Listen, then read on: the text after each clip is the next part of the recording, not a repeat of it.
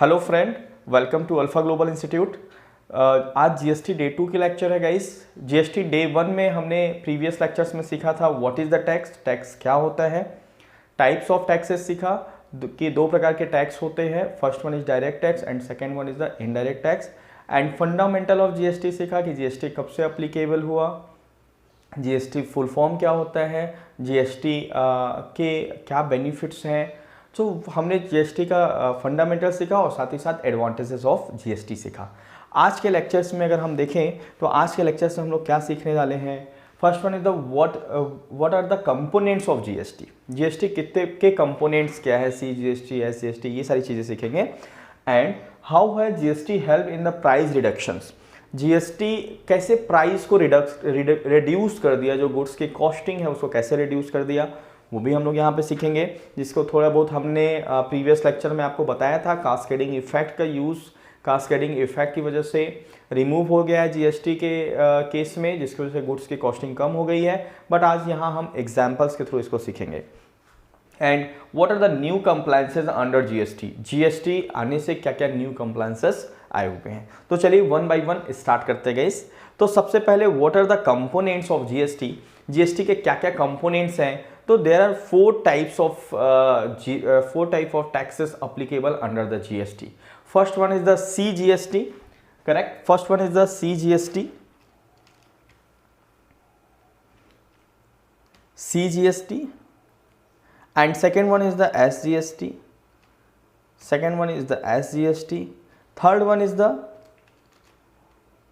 IGST, and fourth one is the UGST. that is the four types of होते हैं guys, four types of taxes हैं under the GST. first one the CGST, second one SGST. CGST stands for Central Goods and Service Tax, SGST stands for State Goods and Service Tax, and IGST stands for Integrated Goods and Service Tax, and fourth one is the UGST.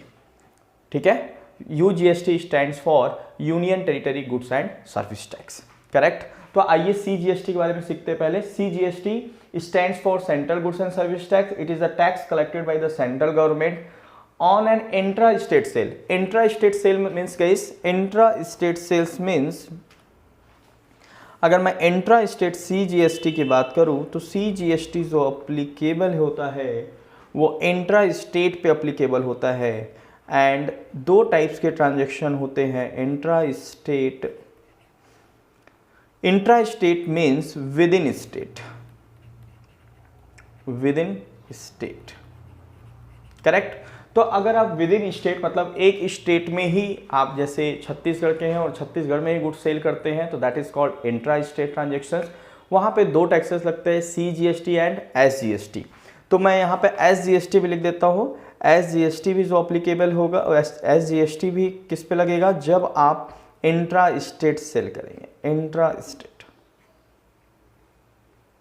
यहाँ पे ए बढ़ा देता हूँ, intra state, inter नहीं intra state, correct, intra state. जब आप intra state मतलब within state, intra state means within state, within state, that is CG. For example Chhattisgarh to Chhattisgarh.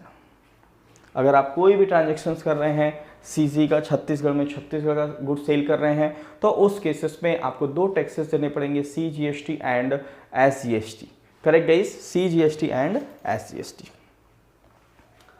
So CGST again stands for central goods and service tax. It is a tax collected by the central government on intra state. ध्यान रखेंगे यहाँ पे, this is the intra state, जिसका meaning हमने बताया intra states का, intra state, correct. Intra state मतलब within state. And the same S GST stands for goods and service tax.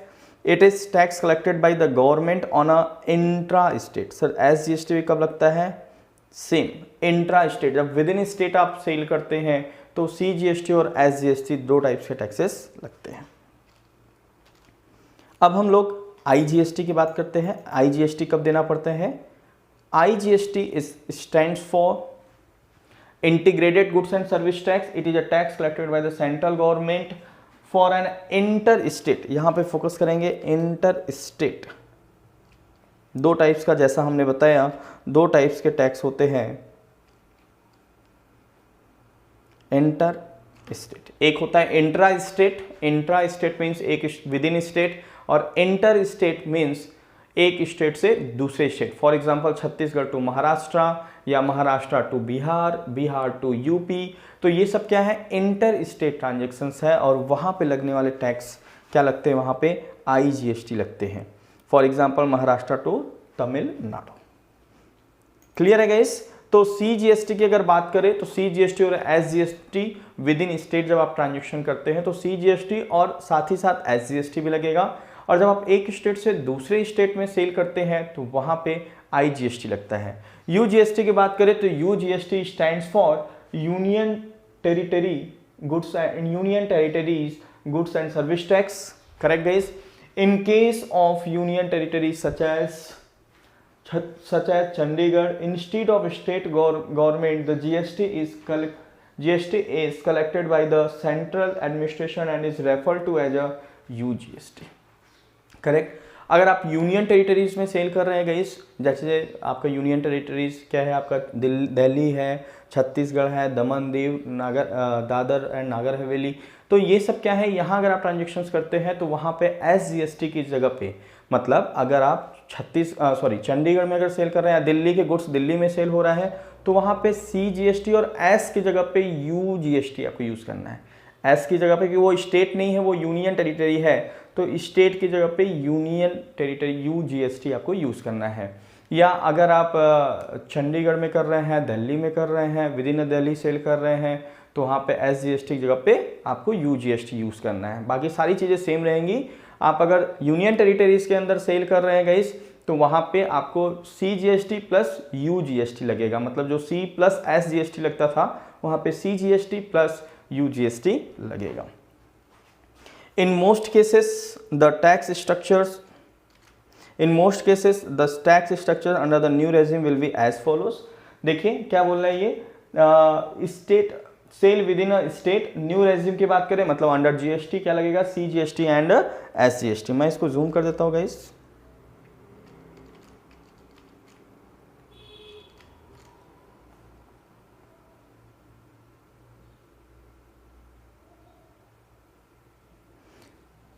अगर sale within a same state होता है तो CGST plus SGST लगेगा, और ओल्ड रेजिम की बात करें तो वैट प्लस क्या लगता था, वैट लगता था, ठीक है, सेंट्रल एक्साइज या सर्विस टैक्स लगता था, and revenue will be shared equally between the centre and the state. Correct? और sale to the another state की अगर बात करें, एक स्टेट से दूसरे स्टेट में बात करें, तो अभी करेंटली GST के रेजिम में IGST लगेगा, जो कि पहले वैट की जगह पे क्या लगता था, सेंट्रल सेल टैक्स, जिसको CST बोलते थे, एक्साइज या सर्विस टैक्स उसके ऊपर लगते थे। ठीक है guys? And there will only one type of tax, that is central। in case of inter-state sales, the center will then share the IGST revenue based on the destination of goods। मतलब अगर आप with in state sale करते हैं guys, तो उस case में जो revenue रहेगा, जो टैक्स रहेगा, वो सेंट्रल गवर्नमेंट और स्टेट गवर्नमेंट इक्वली बांट लेता है। और अगर आप एक स्टेट से दूसरे स्टेट पे सेल आउट कर रहे हैं, उस केस में जो IGST आता है, वो IGST सेंटर डिस्ट्रीब्यूट करता है on the basis of destination of goods. कहाँ कहाँ पे, क्योंकि ये जो GST है वो डेस्टिनेशन बेस्ड टैक्स सिस्टम है। अब नाउ द क्वेश्चन इज कि how has GST helped in price reduction. GST ने प्राइस को रिड्यूस करने में कैसे हेल्प किया? So during the pre GST regime, every purchaser including the final consumer paid tax on tax. मैंने आपको बताया, जैसा प्रीवियस लेक्चर्स में बताया, कि GST आने के पहले टैक्स के ऊपर टैक्स लगता था, बिकॉज टैक्स का ITC input tax credit benefit नहीं मिलता था, जिसकी वजह से वो टैक्स गुड्स का कॉस्ट बन जाता था, और वो अगेन उसके ऊपर जब हम उसको रीसेल करते थे तो टैक्स के ऊपर टैक्स लगता था guys. That is called cascading effect. तो प्री GST रेजिम मतलब GST आने के पहले including the final consumer paid करता था क्या, टैक्स के ऊपर tax. This condition of tax on tax is known as the cascading effect of taxes. GST has removed the cascading effect. Tax is calculated only on the value addition at each stage of the transfer of ownership. और GST के regime में केवल जो value addition हो रहा है उस पर टैक्स एक्स्ट्रा लगेगा, अदरवाइज टैक्स नहीं लगेगा, बिकॉज जीएसटी में 100% इनपुट टैक्स क्रेडिट मिल जाता है। इस तरीके से जीएसटी ने क्या कर दिया है, टैक्स कास्केडिंग इफेक्ट को रिमूव कर दिया। आइए एक एग्जांपल के थ्रू समझते हैं। यहाँ पे based on the based on the example of the biscuit manufacturer, let's take some actual figure of to see that what happens to the cost of goods and the taxes by comparing the earlier GST regime. Tax calculation in earlier regime. Earlier regime की अगर मैं बात करूं मतलब GST आने के पहले guys, देखिए मैन्युफैक्चरर जो था अगर वो 1000 का कॉस्टिंग का गुड्स बना रहा है उस पर टैक्स चार्ज किया, मान लो 10% रेट है फॉर एग्जाम्पल, तो इनवाइस की कॉस्टिंग कितनी हो जाती थी, 1100 रुपये। और जब मैन्युफैक्चरर वेयर हाउस को या होलसेलर्स को बेचता था तो अगर होलसेलर 300 रुपीज़ कॉस्ट एक्स्ट्रा लगाता है, इसमें अपना बेनिफिट्स ऐड करता है, प्रॉफिट ऐड करता है, चूँकि होलसेलर को ये 100 रुपीज़ का टैक्स का बेनिफिट नहीं मिलता था, क्रेडिट इनपुट टैक्स क्रेडिट नहीं मिलता था, तो ये उसका कॉस्ट हो जाता था। तो अगर वो 300 रुपये प्रॉफिट ऐड करता है उस पर, तो ये 1100 रुपये की जगह पे वो गुड्स की कॉस्टिंग वो कितने का बेचेगा, 1400 को बेचेगा। और अगेन 140 रुपीज़ उस पर टैक्स चार्ज करेगा 10%, तो कस्टमर को कितना पड़ेगा इनवाइसिंग, 1540। मान लो वो रिटेलर को सेल करता है तो कितने का बेचेगा, 1540 को। अब रिटेलर अपना मार्जिन अगर 500 ऐड करता है तो 1540 प्लस 500 2040 और उस पर 10% टैक्स लगाएगा और उस कितना पड़ेगा कस्टमर को, 2244। मतलब फाइनल कंज्यूमर्स को गुड्स जो पड़ता था वो 2244 पड़ता था। अब आइए देखते हैं कि अगर यही गुड्स जीएसटी के अंडर में सेल आउट होता है तो उसकी कॉस्टिंग क्या पड़ेगा। यहाँ पे मैन्युफैक्चर 1000 गुड्स है, टैक्स कितना है 10% 100, tax liability to be deposited 100, तो इनवाइस प्राइस 1100 रुपए की होगी। जैसा प्रीवियस केस में हमने माना था वेयर हाउस 300 बेनिफिट अपना मार्जिन ऐड करता है तो ये 300 ऐड करेगा। चूंकि यहाँ वेयर हाउस को ये जो 100 रुपीज़ मैन्युफैक्चरर उस पर जीएसटी लगाया है उसका आईटीसी मिल जाएगा, इनपुट टैक्स क्रेडिट, वो उसका कॉस्ट नहीं है, तो मैन्युफैक्चरर के लिए कॉस्ट कितना रहेगा 1000 ना कि 1100 रुपये, तो 300 रुपये अपना प्रॉफिट ऐड करेगा, तो ये 1000 की जगह पे उसकी वो कितने का सेल करेगा 1300, एंड उस पर टैक्स रेट कितना होगा 130 10%, जिसमें से वो क्या करेगा जो 130 कलेक्ट कर रहा है अपने कस्टमर से उसमें से 100 रुपीज़ जो उसने ऑलरेडी मैन्युफैक्चर को दिया है वो उसको माइनस कर लेगा, रख लेगा, आईटीसी ले लेगा उसका, एंड बैलेंस 30 रुपीज़ गवर्नमेंट को जमा करेगा। तो इस तरीके से कस्टमर को कॉस्टिंग कितनी पड़ेगी, दैट इज द रिटेलर को 1430।